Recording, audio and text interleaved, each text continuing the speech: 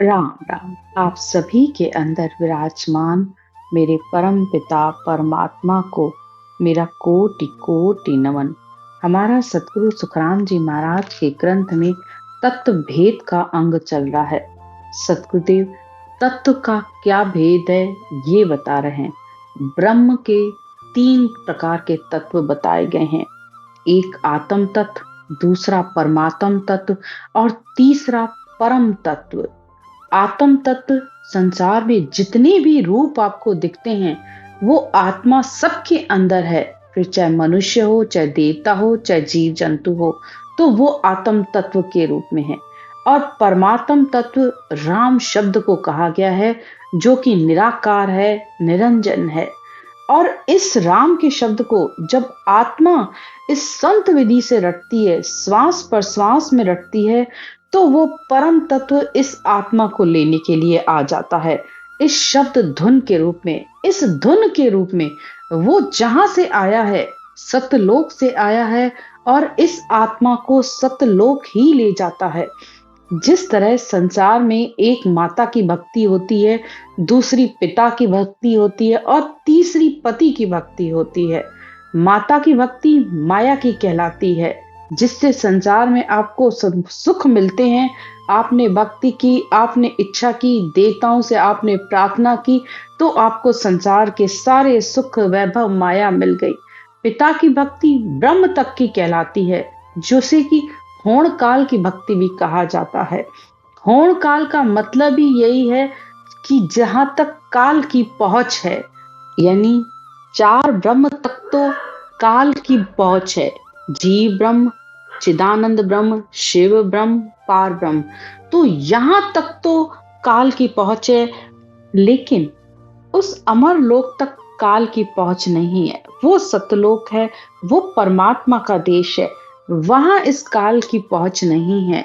तो वो सबसे अलग है, जिसे सत्स्वरूप भी कहा गया, अगम देश भी कहा गया है। इसीलिए इसे पति की भक्ति की तरह कहा गया है। जैसे पति जिस शहर से आता है, उसी शहर में वो ब्याह कर स्त्री को ले जाता है। यानी कहने का मतलब, ये आत्मा परमात्मा की पुत्री है।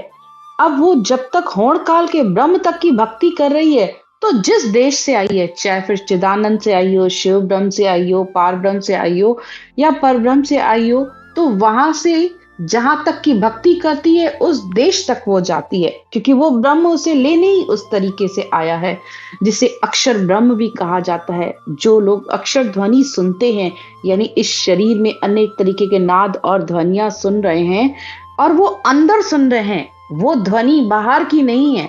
जो बाहर की ध्वनि है इस शरीर से अलग है, जो मन, श्वासों और इंद्रियों और इस पवन से सबसे अलग है, जो इसने त्रिगुणी माया को जीत कर इस 10वें द्वार के बाहर जो अखंड ध्वनि हो रही है, वो सत शब्द है, वो निरक्षर ध्वनि है।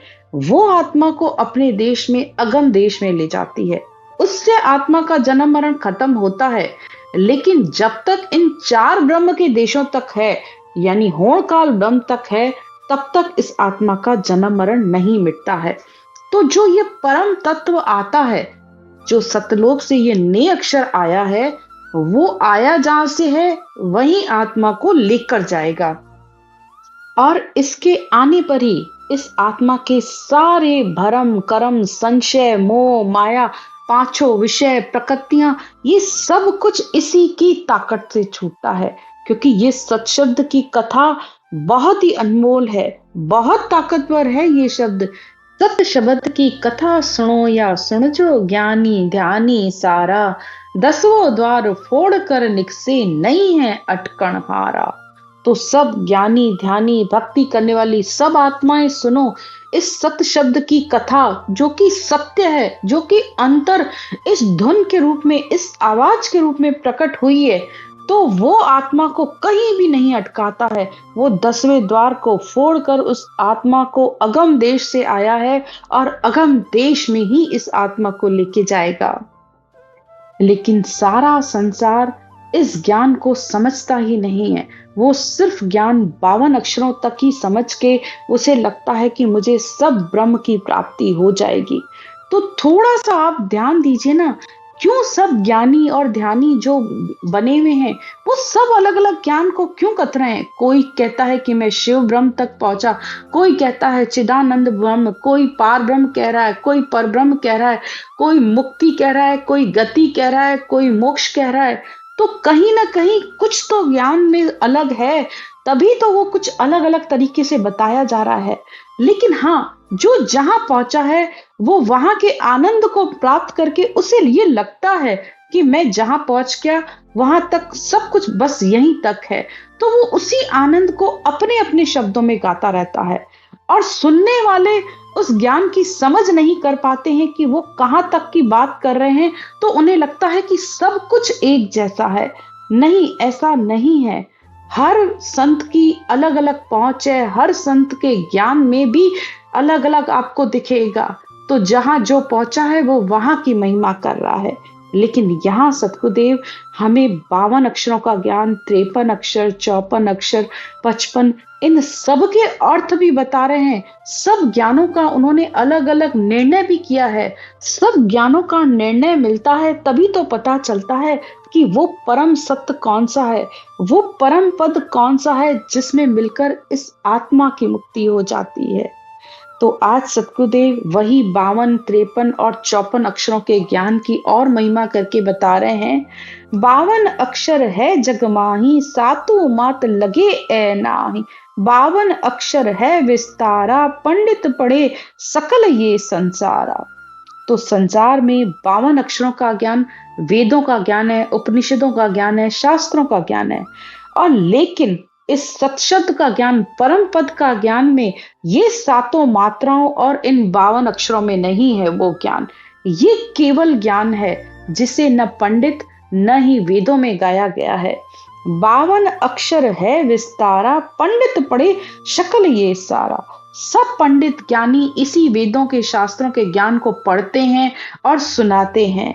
52 अक्षर सब कोई खोजे, परम तत्व काहू नहीं सूझे। तो 52 अक्षरों में तो ये परम पद का ज्ञान है ही नहीं, ये केवल ज्ञान है ही नहीं, तो तुम्हें वो मिलेगा भी कहां से? फिर आगे सतगुरुदेव कहते हैं, पद बिन ज्ञान सबे नर अंधा, उल्टा पड़ा गले बहु फंदा।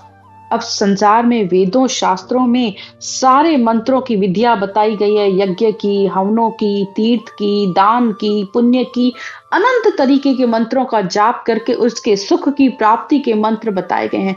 तो सारा संसार उसको करता है, और फिर करते करते करते वो चला तो परमात्मा की प्राप्ति के लिए था, लेकिन परमात्मा को भूल जाता है और संसार के इन करनियों में ही लगकर वो खुश होता रहता है, और उसे लगता है कि मुझे इस तरीके से परमात्मा मिल जाएगा। इसीलिए तो सतगुरुदेव कहते हैं, हरि हरिया ठोर मिले, पर हरिजन मिले न कोई। परमात्मा तो हर जगह है, परमात्मा मिल भी जाता है, लेकिन कोई हरिजन तो कोई विरला ही होता है। कोई विरला ही होता है जो सच में परमात्मा की प्राप्ति के लिए भक्ति करता है। नहीं तो सारा संसार माया और ब्रह्म तक की भक्ति को ही जानकर और कर कर खुश होता है। और वही बात ये भी है कि सारा संसार वेदों के ज्ञान में परमात्मा के उस परम तत्व को खोजता है, तो उस परम तत्व का उसे ज्ञान उसमें मिलता ही नहीं है, क्योंकि वो उसमें है ही नहीं। तो उल्टा बल्कि उसको और फांसी यानी और फंदा बन जाता है, उसके कर्मों का शुभ और अशुभ कर्मों में लगा रहता है, तो ये फांसी और उसके गले में लग जाती है। मन अर पवन शकल सो न्यारा, सो पद लखे संत जन सारा। तो जो मन और पवन यानी इन श्वासों से भी जो अलग है, वो परम पद है, वो न्यारा पद है। मन पवना सो न्यारा होई, पूरा संत लखे जन सोई। तो जो पूरा संत है, संत कहते हैं जिसने अपने इस शरीर का अंत कर लिया, यानी अपनी आत्मा को इस मन, श्वासों, इंद्रियों सब से अलग करके इस आत्मा को जिसने परम पद में मिला लिया, वो पूरा संत है। और ऐसे संत संसार में विरले होते हैं, उनको संत की पदवी मिलती है। नाम न्यारो भेद न्यारो, फिर सतगुरु न्यारो होई।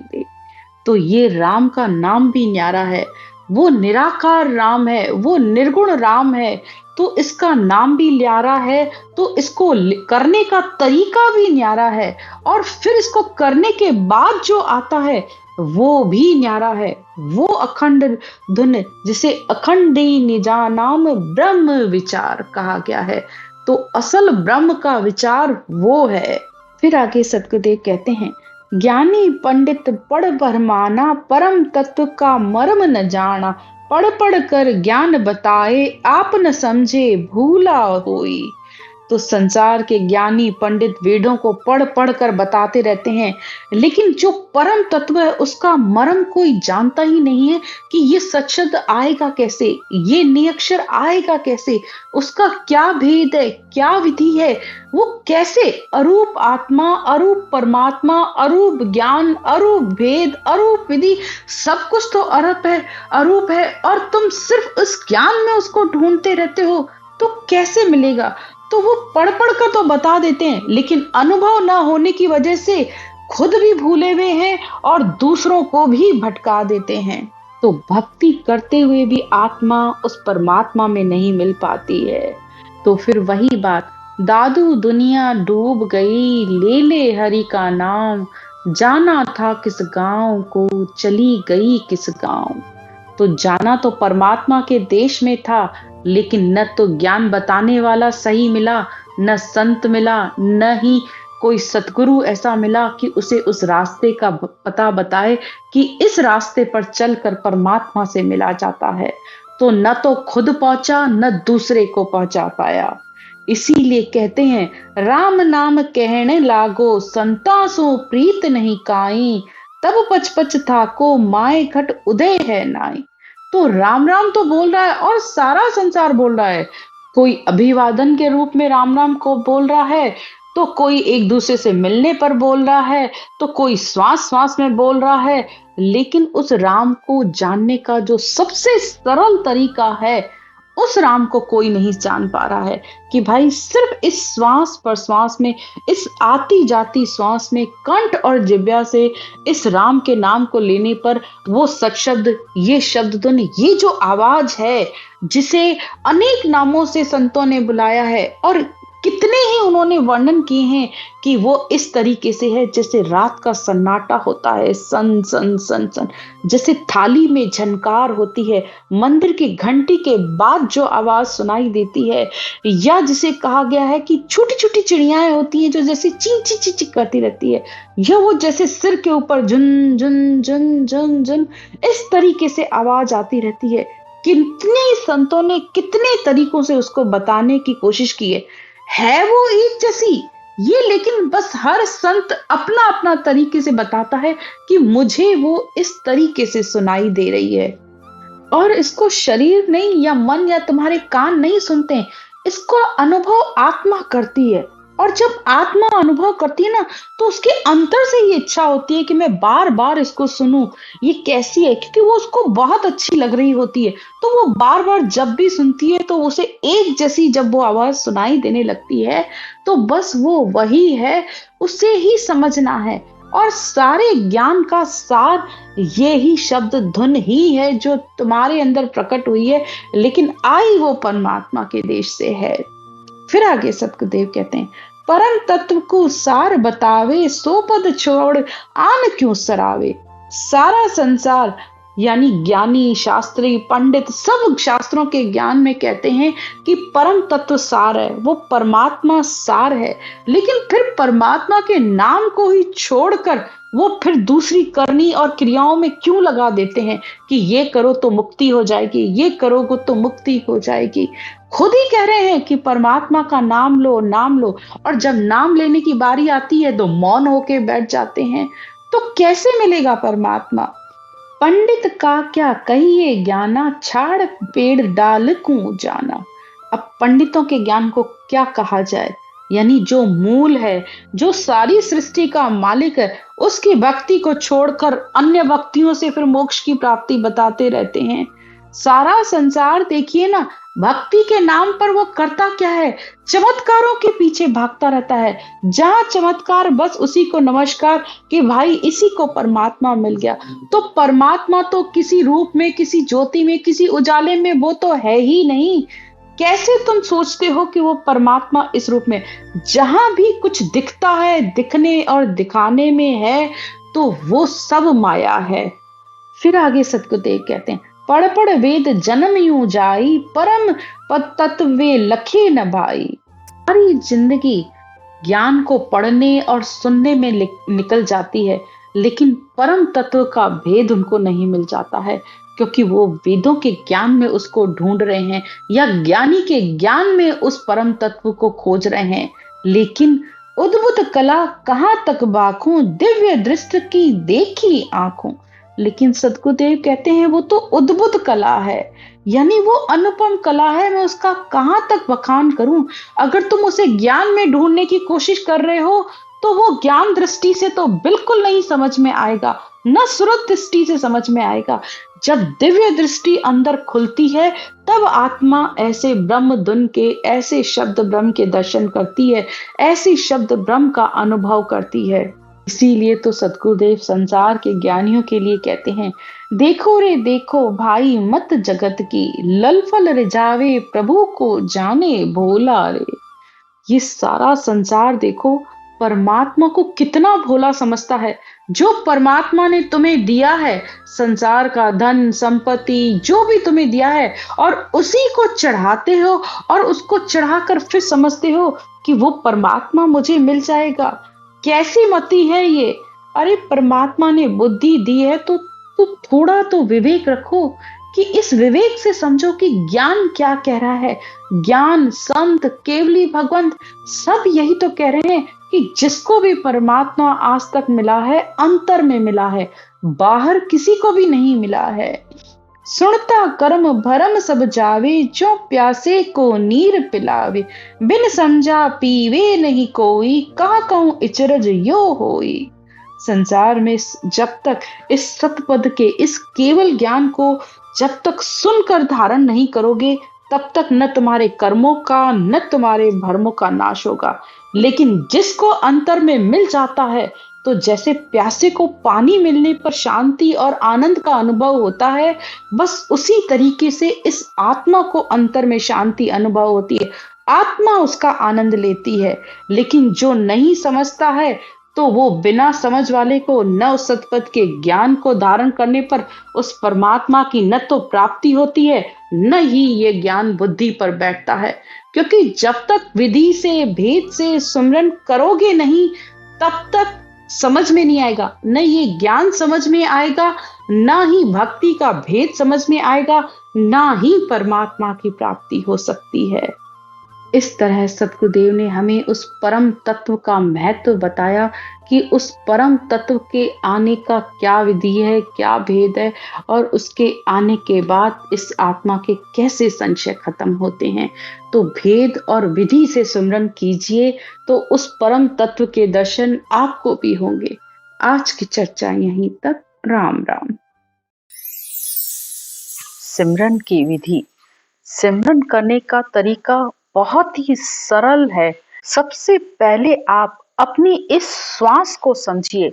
हमारी नाभि से जब हम श्वास को ऊपर की तरफ ले जाते हैं, यानी नाभि से गहरा सांस लिया और वो नाक तक गया, और फिर वापस उसे नीचे छोड़ा तो वो नाभि में गया, यानी ये श्वास अंदर गोल माला की तरह हमारे अंदर घूमता है। थोड़ा सा आप इस श्वास को देखने की कोशिश करिए। गहरा श्वास लिया, जब श्वास नाभि से लिया तो उसमें आपको राम राम बोलना है, और जब छोड़ा तब भी राम राम बोलना है, वो भी कंठ और जीभ के साथ। अगर आप लोग पहली बार कर रहे हो, तो जैसे अनुलोम विलोम किया जाता है, ये बस वही तरीका है। श्वास को ऊपर ले जाते हुए राम राम राम राम राम राम राम राम राम राम राम राम राम राम राम राम राम